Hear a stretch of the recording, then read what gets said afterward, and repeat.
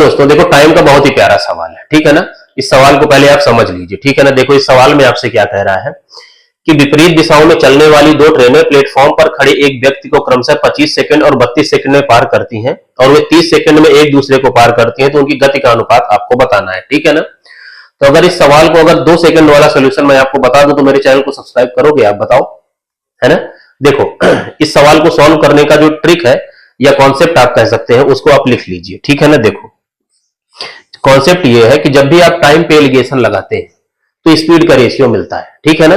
तो इसको आपको लिख भी लेना चाहिए अपनी कॉपी पे, ठीक है ना। तो इसको आप नोट करके लिख लो कि जब भी हम टाइम पे एलिगेशन लगाते हैं, ठीक है ना, जब भी हम टाइम पे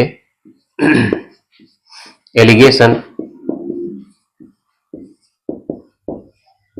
लगाते हैं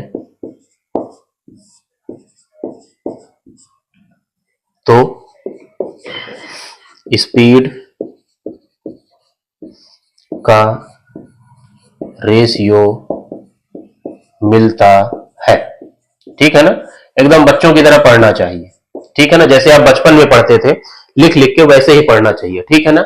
आजकल लोग वो पीडीएफ वाला टाइम आ गया है कि सब चीज प्रिंटेड फॉर्म में मिल जाता है, आदमी अपना नोट्स बनाता नहीं, इसीलिए सिलेक्शन रेट कम हो गया है, ठीक है ना। इसीलिए दिमाग में कम चीजें टिकती हैं, ठीक है ना। देखो बस कॉन्सेप्ट यही है कि टाइम पे एलिगेशन लगाते हैं तो स्पीड का रेशियो मिल जाता है, ठीक है ना। तो टाइम पे आप एलिगेशन लगा दीजिए, डायरेक्ट आपको स्पीड का रेशियो मिल जाएगा, ठीक है ना। तो देखो टाइम आपका पहला क्या है, आपका 25 सेकंड है, दूसरा है आपका 32 सेकंड है, और जब वो मिलती है तो वो कितना है आपका 30, ठीक है ना। तो एलिगेशन लगाओ, 32 में से 30 गया कितना हो गया आपका 2, और 30 में से 25 गया कितना हो गया आपका 5।